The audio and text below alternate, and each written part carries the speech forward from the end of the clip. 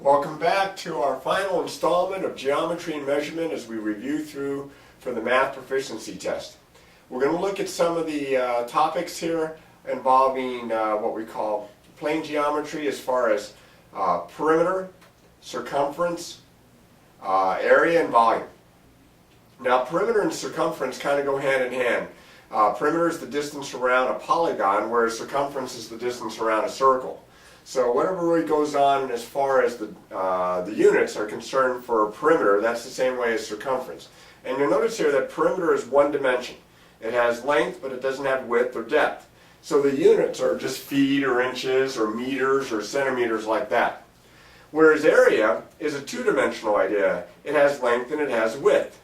And when you're finding area, you typically have to multiply two measures together. And so our units are in square feet or square inches. Notice the different ways you can write that. Square meters or square centimeters. Volume problems, that's a three-dimensional idea. You have length, you have width, and you have height or depth. And because it's three-dimensional idea, the units are in cubic feet, feet cubed, cubic inches, cubic meters, cubic centimeters. And there's a couple ways you can write those.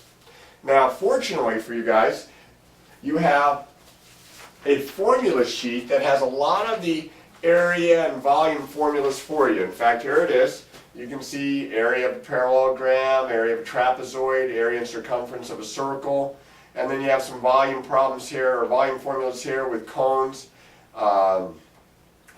cylinders, and prisms, rectangular solids. But there's a couple that aren't on there, that are not on here, and that is the area formula for a rectangle, which is length times width, or base times height, and the area of a triangle, which is base times height divided by 2, or 1/2 times base times height. So you might make note of those. And we'll use those when we find the area in this first example, finding the area of a triangle. But we have to do an extra step on this problem. It's just not that straightforward, where we just multiply a couple of numbers and divide by 2. I need to find the two measurements for the formula, and that's base and height. Well, because I have a right triangle, I'm going to use the legs for my base and height, but I only know one leg. I know the hypotenuse, but I only know the one leg here of 6. So what I've got to do is first find out what this is. I'll just call it B for base, and I'm going to use the Pythagorean theorem, which says that 6 squared plus b squared equals 10 squared, or 36 plus b squared equals 100. If I subtract 36, b squared equals 64, so that means b is equal to 8, because 8 times 8 is 64. So this is going to be 8 inches here. And my area is going to be base, 8, times height, 6, divided by 2. So this is 48 divided by 2, or 24. Now the measurements were in inches, so the area is in square inches. And I look for 24 square inches. There it is. It's answer D. Alright, next, the diagram below shows a circle inscribed in a square. The region around the circle is shaded. This is my drawing of it, best that I could. That's a circle in there. This means that the radius here for the circle is x, and because it's inscribed, that means that that point right there is not only on the circle, it's on the square itself. And I brought this one straight across so that it would be parallel to the top and the bottom and perpendicular to the side. It says, which expression represents the area of the shaded region? Well, to find the area of a shaded region, normally what you have to do is you have to find the area of the larger region and subtract the area that's not shaded. And that's what I'm going to do here. I'm going to find the area of the square, I'm going to find the area of the circle, and I'm going to subtract. Now since the radius is x, that means all the way across would be 2x. And the area of the square would be 2x times 2x, length times width, or base times height, or side times side. So that's 2x times 2x. Now I'm going to subtract from that the area of the circle. Well, the circle formula is on your formula sheet. It's pi r squared, and r is x here. So it's pi r, I almost wrote to r, my radius is x, pi r squared. So now I'm just going to simplify this. 2x times 2x is 4x squared minus pi x squared. Now they could have tried to do something fancy and did some factoring, but this answer matches exactly with answer A there. So it's the larger one minus the part that's not shaded, and that leaves the corners there, the part that are shaded. Second example here says the depth of a rectangular wading pool is 2 feet. So this is a uniform depth by the way this is being described. It's not like some swimming pools that get deeper at one end and shallower at another. It's a rectangular wading pool. It's 2 feet deep all the way through. The volume of the pool is 16 cubic feet. What is the area in square feet of the bottom of the pool? Well, to find for a rectangular shape like this, a rectangular prism, a rectangular box, or in this case a rectangular shaped kind of swimming pool, you need to find the volume is equal to the area of the base times the height. Well, we know that the area is 16, so that's 16. And we know that it's 2 feet deep, so the height is 2. So now if I solve for b by dividing both sides by 2, I get b is equal to 8. And that's what it's checking for here. That'd be in square feet. What is the area in square feet of the bottom of the pool? The answer is b, 8 square feet. Next example says that the formula for the volume V of a rectangular pyramid, kind of like the Luxor a little bit, is V equals 1/3 times capital B, which is the area of the base, just like it was up here, times H, which is the height, where H is the height and B is the area of the rectangular base. When the volume of the rectangular prism is 18 and its height is 9 and the length of the base is 3 inches, what is the width of the base? Well, if I go back to here, I have V equals, so in fact, why don't I just erase a little bit of this space up here for that, so you can see it a little bit easier. So if I have V equals 1/3 times the area of the base times the height, and V in this case, the volume, is 18 cubic inches. I'll put an 18 in for V. I don't know all the information about the base yet, so I don't know the area of the base, but I know that the height is 9. So times B times 9. Well, 1/3 of 9 is 3. So that's 3 times B, and if I divide by 3, I get the base is equal to 6. Now that's the area of the base. That's not my answer necessarily, that's the area of the base. Now remember, the base is a rectangle. And according to this, the length of the base is 3. And the area we just figured out was 6. So I need to know what the width is. Well, length times width, 3 times W's got to be area. So W is 2. And since this is inches, this will be answer B again. Answer B, 2 inches. All right. Now this one is probably not quite as typical as you might see on the test anymore, but it's a good problem all the same. It came off of a test some years ago. It says, what measurement would be used for perimeter? Now this goes back to what I was talking about before with dimensions. Perimeter is one dimension. So it'd be feet, or it'd be inches, or it'd be miles, or it'd be centimeters. So when I look at my choices here, there's only one clear choice. It's got to be answer A. It couldn't be liters because that's liquid capacity. Square inches is area. Cubic centimeters is volume. So for perimeter or circumference, it has to be linear units to the first power, and that would be feet, answer A. Now, problem number, this next example I should say, the next problem. Water tank measures 1 foot by 2 feet by 3 feet. If a cubic foot of water weighs 62½ pounds, how much water will a full tank weigh? And this is probably more typical of what you might see because there's at least 2 steps. You're not going to find a lot of problems on this test, whether it's algebra, geometry, numbers and operations, whatever it might be, where you can get the whole problem done by doing 1 step. In this case, I have to find the volume first. Now again, I would go to my formula for finding the volume of a water tank. We would have to assume that the water tank would be a prism because of the way the dimensions are given. And so the volume would be 1 times 2 times 3, or 6 cubic feet. Now, 6 cubic feet, each cubic foot is 62½. So 6 cubic feet would be 6 times that. Well, right away I can throw that one out, and I can throw this one out. Because 6 times this is going to be a pretty good size number. In fact, 6 times 60, which is less than this, was 360. And this is more than 60, so I can throw that one out. Because that would be, if it was exactly 60 pounds, 60 times 6 would be 360. So it's got to be a little bit more than that, and that leaves answer A. Now you can multiply it out if you needed to, if you had answers that were close, that could both, realistically be an answer. You just go ahead and multiply this number times this. The next example says that the volume of a refrigerator is 72 cubic feet. If it's 6 feet high and 3 feet deep, what is the width? Now this one can be done in a couple of steps, but it might be a little bit of an oversimplification still. Refrigerator, we're thinking of a prism again, a rectangular box type of a shape, and we know that the volume is length times width times height. So in this case, I have the height, or let's consider this, the height here, we'll say that this is the length, and we're trying to find the width. So I know that the volume is 72. We're saying that the length is, I just had it here, 3. We don't know the width, but we know the height is 6.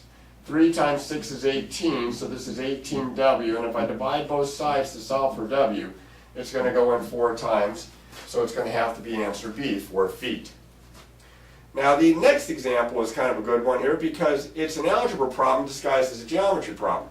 The formula for calculating the volume of a sphere with a given radius of r is V equals 4/3 pi r squared, r cubed, 4/3 pi r cubed. The volume of the sphere is 36 pi cubic centimeters, so that's V. You're to find the diameter. Now I'm going to underline diameter here. And you can write in the test booklet, so it's a good idea that when you get something like this, you're trying to find out, well, circle what you're trying to find. I'm underlining diameter because diameter is not r. R is the radius, the diameter is twice as big. So once I find the radius, then I'm just going to double it for the diameter. So I'm going to go to this formula and I'm going to plug 36 pi in here. 36 pi is equal to 4/3 pi r to the third. Now I'm going to divide both sides by pi, and that just pretty much cancels out those two factors. So now I have 36 equals 4/3 r to the third. I have to get rid of the 4/3, so I'm going to multiply both sides by the reciprocal. I told you this was an algebra problem. So I'm going to multiply 3/4, that's the reciprocal, times 36, and 3/4 times all of this, which is 4/3 r to the third. These are going to cross cancel, that's why I did it. I'm running out of space here. I'll have to be careful. In fact, what I think I'll do here is I think I will grab the eraser, which is way over here for some reason, clear myself out of space right here, and I'm going to multiply 3/4 times 36 over 1, and that's going to equal r to the third. 4 goes in that once, goes in that 9, I get 27. So what number times itself is 27? Well, r is 3, and this is in centimeters, but that's not my answer, even though it's a choice there. I want the diameter. That's why I underlined it. The diameter is twice this radius, so it's going to be 6, and it's answer B. Okay, let's talk for just a little bit about the idea of what we call a conditional. A conditional is an if-then statement. It's normally taught in either Algebra 1 right at the end or in geometry, a lot of times in geometry, because geometry uses so much logic and deductive reasoning when they do proofs. They talk quite a bit about this in geometry when they're talking about logic. Now the two parts of an if-then statement are the if and the then. The if is known as the hypothesis, the then is the conclusion. The if part is given, and from what's given, a conclusion is made. It might be true, it might be false, but a conclusion is made. We want them, of course, to be a true conclusion. Here's an example. If I am born in Chicago, then I am born in Illinois. Well, since Chicago is in Illinois, this makes sense. This part right here is the hypothesis. This is what's given, and this is my conclusion based on this given information. All right, now, not every statement is written as a conditional. It's not in if-then form. Sometimes we are given a statement and we put it into if-then form, and that's what this example here is. Read the statement. Ravens are black. Which conditional statement is equivalent to the given statement? So they're going to put it in if-then form. Now, what's given in this problem? Ravens are given. You know, that you have a bird that's a raven, right? And what are we trying to conclude from the fact that we have ravens? That they're black, that they have black feathers, right? So let's see what we have here. First one, if a bird is a raven, then it is black. I think I got the winner on the very first one.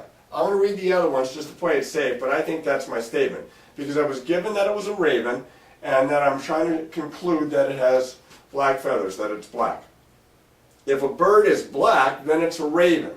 That's just this one switched around. That's called the converse. And that's not correct in this case because I'm not given that the bird was black, and I'm not trying to conclude that it's a raven. It's the other way around. So I'm still thinking A is my best bet. C, if a bird is not a raven, then it is not black. Well, that's called the inverse of this statement here, because you're just taking this statement and you're negating both the hypothesis and the conclusion. That's not close. And the last one's even worse. If a raven is not a bird, then it's not black. If a raven is not black, then it's not a bird. That's the contrapositive, and that's not going to help me any either. You really just need to know a little bit about the idea of hypothesis conclusion as far as conditional statements. All right, now that gets us to the measurement part of geometry and measurement, and we're going to spend a little bit of time there. With measurement, they ask a few things, and the main thing is what's appropriate. When they say what's appropriate, that means if you're going to measure something small, you need something precise. You need something with small units. For example, if you're going to measure the length of a page or a piece of paper, would you use a ruler or would you use a yardstick? Well, I mean, I probably have used a yardstick in that case, but it's very awkward. I would use a ruler. It has a little bit more precision there. It's easier to handle for that kind of size. On the other hand, the larger the measure, the less precise the device, the bigger the unit. So if I was going to measure the length of the hallway and I was given either a ruler or a yardstick, I'd probably use the yardstick because it's longer and I can do it with less hassle. I wouldn't have to keep flipping it over again and again and again like I would with a ruler. So now, example, which tool would be most appropriate to measure the perimeter of a school building? So that's a big distance. A protractor, that's just out there. That's not even close. Protractors are not used to measure linear measures like in perimeter, so it can't be that one. Now a ruler could measure it, but a ruler is kind of small, so to measure all the way around a school building, you'd be at it for a while. You'd probably want something a little bit bigger. A meter stick would be better than a ruler, so I'm going to mark that out. I would use a meter stick before I would use a ruler, but a tape measure might be even best, because I know some tape measures go 100 feet. And that would probably be the best one to use in this circumstance, answer D. Another idea that has to do with measurement is the precision of the measurement, to be as precise or as exact as possible. Now, one of my professors I had in college worked as a statistician for a number of different companies, and he told us that he used to work at a mustard company, and he would have to take samples of the mustard and test the pH to make sure it wasn't too acidic. And the pH had to be within a certain allowable error. Well, that's kind of the idea. If it was outside of the error, then the batch had to be either treated or thrown out, then they would have to start fresh. Well, in this case, we're going to look at something along those lines, but instead of manufacturing mustard, we're going to manufacture bolts for construction and such. It says, in the manufacturing of 4-inch bolt, it is required that the actual length of each bolt be plus or minus 0.1 inch of the standard 4 inches. Which measurement meets the requirement? So they have different measurements here. Which one fits 4 inches plus or minus 0.1? Well, 4 inches plus 0.1 is 4.1, and 4 inches minus 0.1 is 3.9. So whatever number it is, it has to be between or equal to 3.9 and 4.1. Well, this is too small. This is smaller than 3.9, so is this. This one right here, I think this is it. This is just a little bit bigger than 4, but less than 4.1, and you can see this is bigger than 4.1. It's answer C. So I did the little plus or minus there to make it a little easier.